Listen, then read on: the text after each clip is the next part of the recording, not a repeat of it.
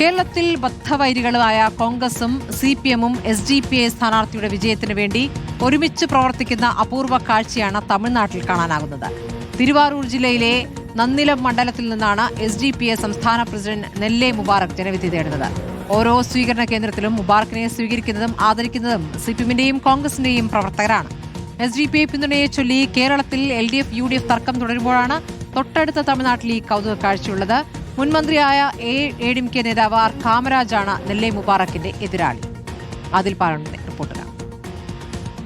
കേരളത്തിലേതുപോലെയല്ല SDPI സ്ഥാനാർത്ഥിക്കായി CPM-ഉം കോൺഗ്രസും ഒരുമിച്ചിറങ്ങുന്ന കാഴ്ചയാണ് തമിഴ്നാട് കാണുന്നത്. തമിഴ്നാട് തിരുവാരൂർ ജില്ലയിലെ നന്നിലം മണ്ഡലത്തിൽ മത്സരിക്കുന്നത് SDPIയുടെ സംസ്ഥാന പ്രസിഡന്റ് നെല്ലെ മുബാറക്കാണ്. അവർക്ക് വേണ്ടി നമുക്കിവിടെ ദൃശ്യങ്ങളിൽ കാണാൻ കഴിയുന്നുണ്ട്. കോൺഗ്രസിന്റെ പതാകയും CPM-ന്റെ പതാകയും CPIയുടെ പതാകയും ഒക്കെയുണ്ട്. ഇതൊരു CPM-ന്റെ ഒരു കൂടുതൽ സ്വാധീനമുള്ള ഒരു മേഖലയാണ്. അവിടെ ഇപ്പോൾ സ്ഥാനാർത്ഥി എത്തിയിരിക്കുന്ന കാഴ്ചയാണ് നമ്മൾ കാണുന്നത്. ഇവിടെ വലിയ ആഘോഷത്തോടെ CPM പ്രവർത്തകർ SDPI സ്ഥാനാർത്ഥിയെ സ്വീകരിക്കുന്ന കാഴ്ച നമ്മൾ കാണുകയാണ്.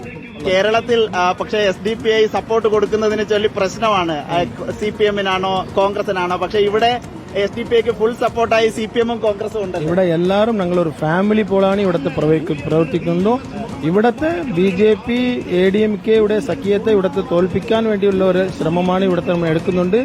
ഞങ്ങളുടെ ഉള്ള അലയൻസിലെ എല്ലാവരും കോൺഗ്രസ് ഉണ്ട്, CPM ഉണ്ട്, CPI ഉണ്ട്, പിന്നെ DMDK വിജയകാന്ത് ഉണ്ട്, ലീഗ് ഉണ്ട്, MMK ഉണ്ട്.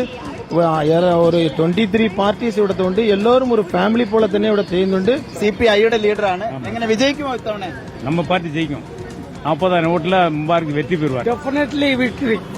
വലിയ ആവേശത്തോടുകൂടിയാണ് പലയിടത്തും മുബാറക്കിനെ CPM-ന്റെയും CPI-യുടെയും കോൺഗ്രസിന്റെയും പ്രവർത്തകർ സ്വീകരിക്കുന്നത്. നമുക്ക് മുന്നോട്ട് വന്നാൽ ഈ 10-ലേറെ മുന്നണികൾ, ഈ മുന്നണിയിൽ 10-ലേറെ കക്ഷികളുണ്ട്.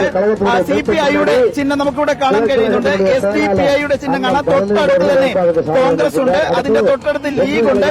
അവസാനം വന്നാൽ CPM-ന്റെ ചിഹ്നവുമുണ്ട്. അങ്ങനെ ഈ വാഹനത്തിന്റെ പ്രചരണ വാഹനത്തിന്റെ മുൻവശത്ത് തന്നെ മുഴുവൻ കക്ഷികളുടെയും അടുത്തടുത്ത് തന്നെ പരസ്പരം ബദ്ധവൈരികളായ SDPI-യും കോൺഗ്രസിന്റെയും പതാകകൾ ഇരിക്കുന്ന കാഴ്ചയാണ് നമ്മൾ തമിഴ്നാട്ടിൽ നിന്ന് കാണുന്നത്. ഏതായാലും ഉദയസൂര്യൻ ചിഹ്നത്തിലാണ് ഇവിടെ SDPI-യുടെ സംസ്ഥാന പ്രസിഡന്റ് മത്സരിക്കുന്നത്.